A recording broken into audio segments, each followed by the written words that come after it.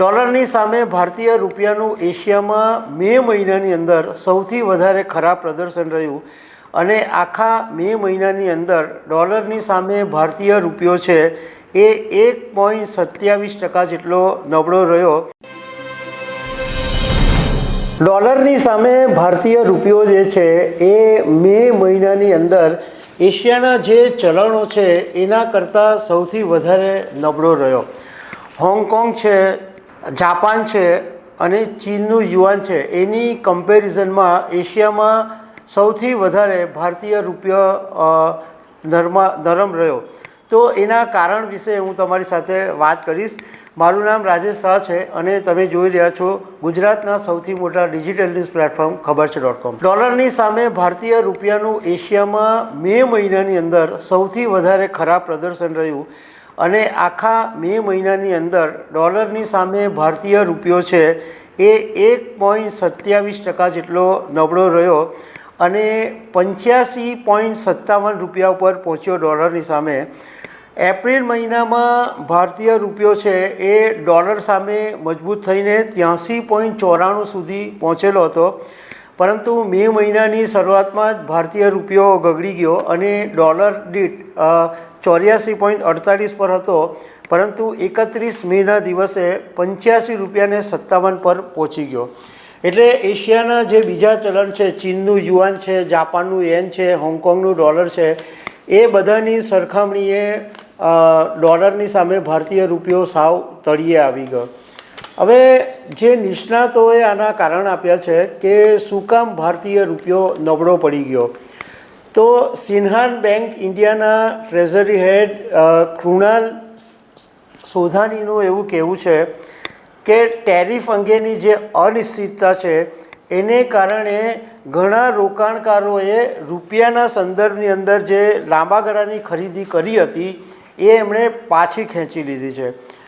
ઉપરાંત જે ઇમ્પોર્ટર્સ ઓછા ફોરવર્ડ પ્રીમિયમનો ફાયદો ઉઠાવીને ડોલરની ખરીદી કરી રહ્યા છે એને કારણે પણ આ ભારતીય રૂપિયો નબળો પડી રહ્યો છે।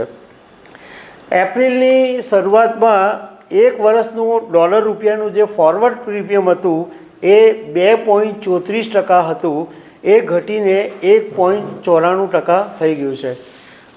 સોધાનીનું કહેવું છે કે જો કે નીચો ફુગાવો, સારી વૃદ્ધિની અપેક્ષા અને ડોલર ઇન્ડેક્સમાં નબળાઈ જેવા કારણોને લીધે રૂપિયો જે છે એ 85.50ની આસપાસ ટકી રહેવામાં એને મદદ મળી છે। આ બધા એવા કારણો છે કે જેને કારણે રૂપિયો આટલો પણ ટકેલો છે, નહીં તો વધારે નીચે આવી જતે। પરંતુ હજુ પણ એક ડર એવો છે કે વૈશ્વિક આર્થિક પરિસ્થિતિ કેવી રહેશે એની પર રૂપિયાનું દબાણ આવી શકે છે। જો વૈશ્વિક પરિસ્થિતિ ખરાબ બનશે તો ભારતીય રૂપિયા ઉપર વધારે દબાણ આવી શકે છે। હવે એસએસ વેલ સ્ટ્રીટના ફાઉન્ડર સુગંધા સચદેવનું કહેવું છે કે ફેડરલ રિઝર્વ વ્યાજ દરોને લઈને અચાનક જો વલણ બદલી નાખે અથવા ભારત અમેરિકા કરારમાં વિલંબ થાય તો હજુ પણ ભારતીય રૂપિયાને ફટકો પડી શકે છે।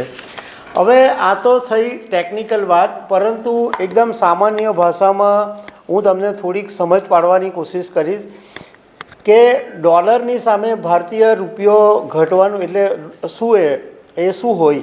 તો ડોલર સામે ભારતીય રૂપિયાનું મૂલ્ય એટલે વિનિમય દર, એક્સચેન્જ રેટ હોય છે, અને એને એકદમ સામાન્ય ભાષામાં તમને હું સમજાવું કે ધારો કે તમારે એક અમેરિકન ડોલર ખરીદવો છે, કોઈક કારણસર કંઈક ઇમ્પોર્ટ કર્યું હોય અથવા ફોરેન ટ્રીપ કરવી હોય તો તમારે $1 ખરીદવો છે, તો અત્યારે તમારે ભારતીય રૂપિયા 85.57 રૂપિયા અત્યારે તમારે ચૂકવવા પડે। તો એનો મતલબ એમ થાય કે $1ની સામે જો તમારે વધારે રૂપિયા ચૂકવવા પડે તો તમને વિદેશથી તમે કોઈ સામાન ખરીદો તો એ તમને મોંઘો પડી શકે। રૂપિયાનું મૂલ્ય ઓછું હોય તો તમે વિદેશની ટૂર વિદેશ ફરવા જવાનો હોય તો એ તમારે ત્યાં આગળ ડોલર તમને લેવા પડે, તો એ ડોલર તમને મોંઘા પડે, એટલે એ તમારી વિદેશની ટૂર છે એનો ખર્ચ પણ તમને મોંઘો આવી શકે। આમાં ફાયદો એને થાય વિદેશી સંસ્થાકીય રોકાણકારોને કે જે શેર બજારોની અંદર ઇન્વેસ્ટમેન્ટ કરે છે.